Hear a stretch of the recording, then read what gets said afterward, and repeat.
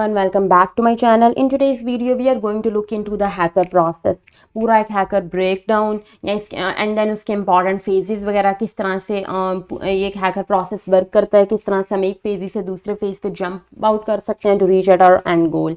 Well, the agenda for today's video is a little bit introduction on hacking in movies or in general overall. Then we'll see fingerprinting, active reconnaissance, passive reconnaissance, password cracking, exploitation, post exploitation, and then we'll see how we can cover our tracks.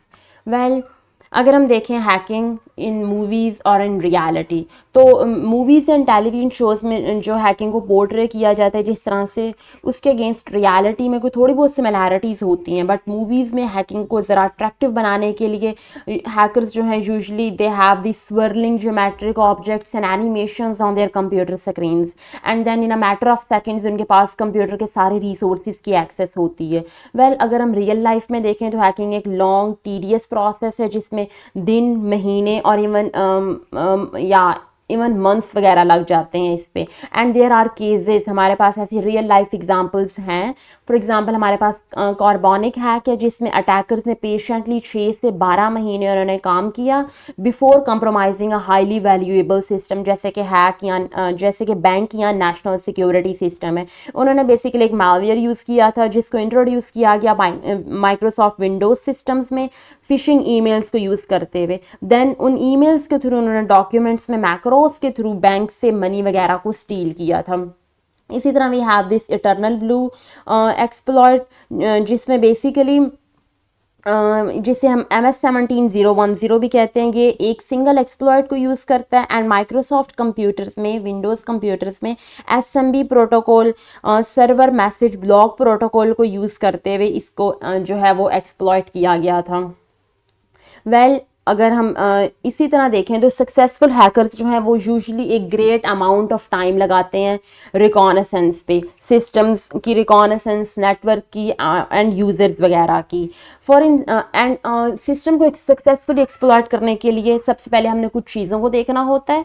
हम सबसे पहले understand करते हैं जो हमारा target system है वो कौन सा ऑपरेटिंग सिस्टम यूज़ कर रहा है, ऑपरेटिंग सिस्टम पे कौन सी सर्विसेज रन हो रही हैं, टारगेट सिस्टम पे कौन कौन सी पोर्ट्स ओपन है एंड जो उन पोर्ट्स पे कौन कौन सी सर्विसेज रन हो रही हैं, टारगेट सिस्टम कौन सी एप्लीकेशन यूज़ कर रहा है एंड कौन सी लैंग्वेज को यूज़ करते हुए उस टारगेट सिस्टम को बिल्ड किया गया है. Sometimes even more information is necessary, लेकिन यहाँ पे स्पेसिफिसिटी हमारी क्या है कि हमें जो है वो रिकॉनेसेंस क्यों इतनी क्रिटिकल है, रिकॉनेसेंस क्यों इतनी ज़्यादा इम्पॉर्टेंट है. वेल, हमें ये सारी इंफॉर्मेशन जो है वो पहले डिटरमिन करनी होती है, सिस्टम के बारे में सारी इंफॉर्मेशन गैदर करनी होती है before even beginning the game. कुछ केसेस में रिकॉनेसेंस जो है हमारे पूरे ऑपरेशन का, पूरे प्रोजेक्ट का 90% टाइम लेती है. एंड जो है रिकॉनेसेंस कुछ के लिए बोरिंग भी हो सकती है, like they don't want to spend too much time on reconnaissance क्योंकि ये काफ़ी एक डल सी एक्टिविटी है as compare to exploitation. But अगर आपकी रिकॉनेसेंस इनएडिक्वेट है, रिकॉनेसेंस आपकी कंप्लीट नहीं है, आपने सही से इस पे काम नहीं किया हुआ, तो आपको एक्सप्लॉयटेशन में काफ़ी ज़्यादा प्रॉब्लम हो सकती है और इवन आपकी सारी जो एफर्ट्स हैं they may go all in when.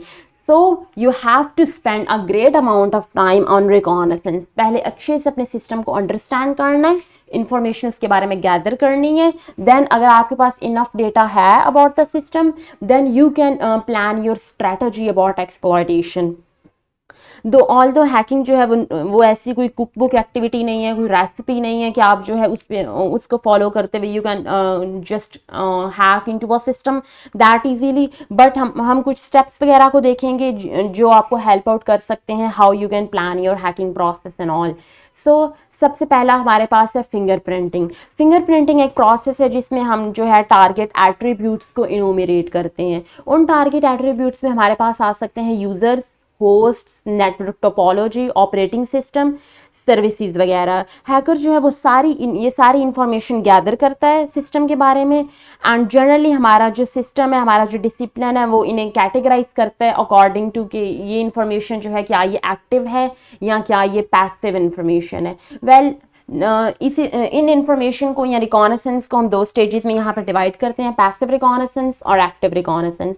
Passive reconnaissance क्या है? पैसिव रिकॉनेसेंस हमारे पास एक प्रोसेस है जिसमें हम टारगेट के बारे में इंफॉर्मेशन गैदर करते हैं बगैर टारगेट से डायरेक्टली इंटरेक्ट किए। एक्टिव रिकॉनेसेंस पैसिव रिकॉनेसेंस जो है, इसमें हम सिस्टम के बारे में जो इंफॉर्मेशन गैदर करते हैं वो थर्ड पार्टी सोर्सेज से करते हैं, जैसे कि डीएनएस हो गया, शोडैन, नेटक्राफ्ट, गूगल या सोशल नेटवर्किंग साइट्स वगैरह। पैसिव रिकॉनेसेंस की क्या है कि हम इंफॉर्मेशन जो है वो इतनी ज़्यादा गैदर करते हैं टारगेट के बारे में जितनी हम कर सकते हैं बगैर उससे डायरेक्टली इंगेज हुए, बगैर सिस्टम को टारगेट को अलर्ट किए। एंड वो सारी इंफॉर्मेशन ऐसे सोर्सेज से आ रही होती है जहाँ से प्रीवियसली इंफॉर्मेशन गैदर हो चुकी होती है, हम जस्ट उस इंफॉर्मेशन को हार्वेस्ट करते हैं। इसीलिए इन टेक्निक्स को हम ओसेंट भी कहते हैं, ओपन सोर्स इंटेलिजेंस भी कहते हैं। कुछ केसेस में इंफॉर्मेशन फाइंड करना टारगेट के बारे में जो है वो क्रिटिकल हो सकता है to be effective and efficient password cracking. Like ये सारी इंफॉर्मेशन गैदर करने में हमें कोई ऐसा क्लू मिल सकता है दैट कैन लीड, जो हमें हेल्प आउट कर सकता है हमारे पासवर्ड क्रैकिंग स्टेज में, या हमें कोई ऐसा वल्नरेबल कंपोनेंट प्लगइन मिल सकता है जिसको हम यूज़ करते हुए सिस्टम को डायरेक्टली एक्सप्लॉइट कर सकते हैं। नेक्स्ट अगर हम देखें एक्टिव रिकॉनेसेंस, तो एक्टिव रिकॉनेसेंस जैसा कि इसके नेम से लग रहा है, इट इज़ के इंफॉर्मेशन हम गैदर करते हैं सिस्टम के साथ, टारगेट के साथ डायरेक्टली इंटरेक्ट करते हुए। एक्टिव रिकॉनेसेंस रिस्की भी हो सकती है क्योंकि ये यूजुअली प्रोवाइड करती है अटैकर को with more reliable and accurate information. Very often इसको हम यूज़ करते हैं पोर्ट स्कैनिंग टूल्स को यूज़ करते हुए, लाइक Nmap है, या इसके अलावा हमारे पास रिस्ट स्कैन, मैप स्कैन वगैरह भी है। उसके अलावा HPing3 या बैनर ग्रैबिंग टूल्स वगैरह हैं, इनको हम यूज़ करते हुए सिस्टम के बारे में इंफॉर्मेशन गैदर करते हैं। ज़्यादा स्पेसिफिक इंफॉर्मेशन गैदर होती है एक्टिव रिकॉनेसेंस फेज में, लेकिन इसका एक रिस्क भी क्या है कि टारगेट हमारी प्रेजेंस को डिटेक्ट कर सकता है, क्योंकि हर पैकेट जो है वो प्रॉब हो रहा, वो जो है वो सेंडर से आ रहा है with their signatures.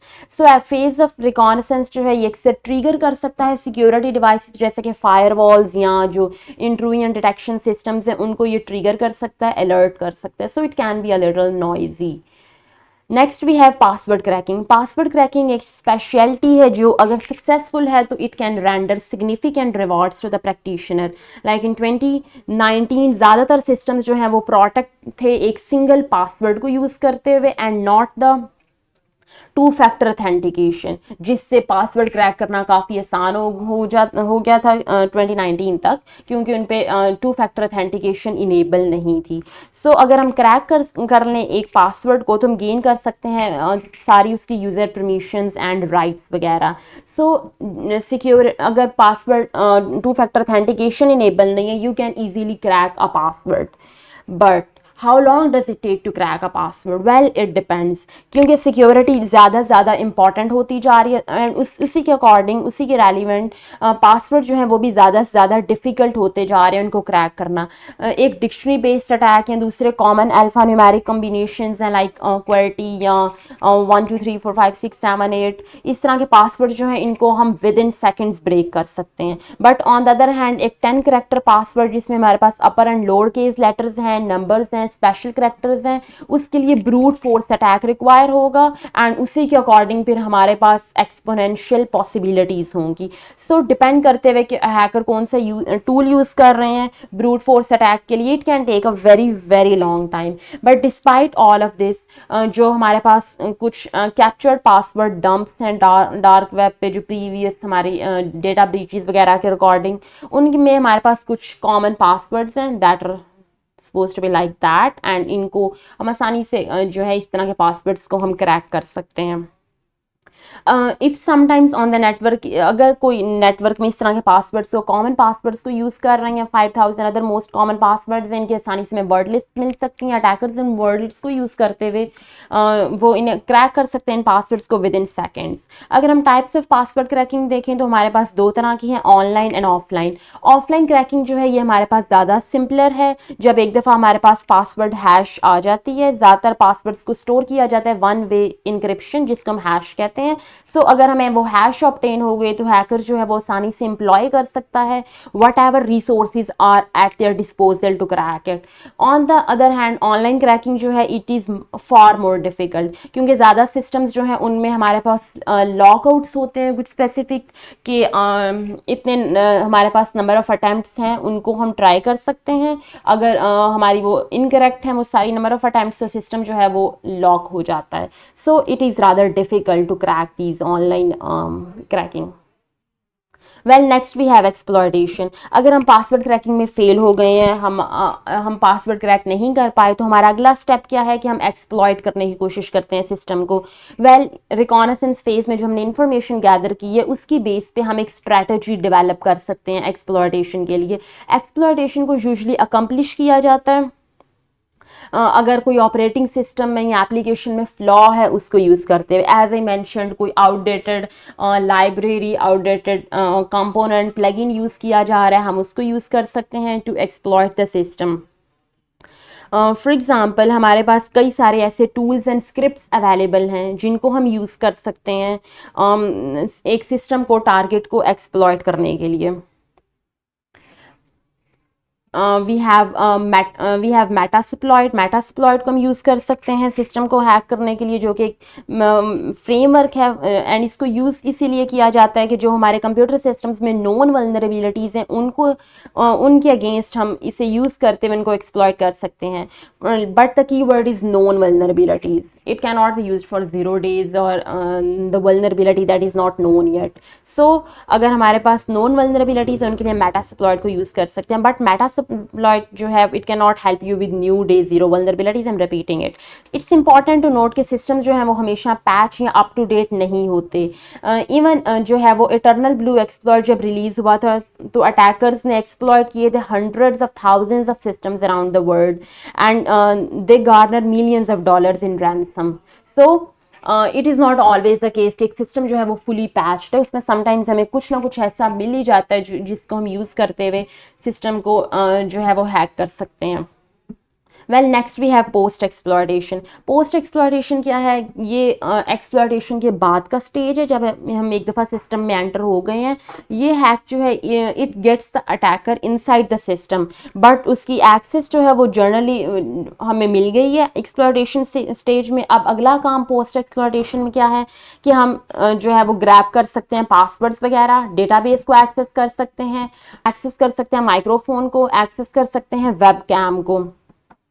But it may also include pivoting to compromise other parts of network. For example अगर हमने नेटवर्क में हमने एक्सेस ले ली है, हमारे पास जस्ट एक सिस्टम की एक्सेस है, जस्ट हमने एक सिस्टम को एक्सप्लॉइट किया है, तो हैकर का क्या काम है कि वो बाकी सिस्टम्स को भी एक्सप्लॉइट करे, क्योंकि समटाइम्स उस सिस्टम के अंदर हमें वैल्यूएबल एसेट्स नहीं भी मिल पाते, लाइक डेटाबेस जो है वो उसमें personally identifiable information, credit card numbers या इस तरह की जो कॉन्फिडेंशियल इंफॉर्मेशन है वो सिस्टम में नहीं भी होती, या हमें रूट प्रिविलेजेस रिक्वायर होती हैं। सो हैकर्स का अगला काम क्या है कि वो उस कंप्रोमाइज सिस्टम को यूज़ करते हुए नेटवर्क में दूसरे सिस्टम्स को एक्सेस करे to enter at the other part of the exploitation, at the other stage of exploitation.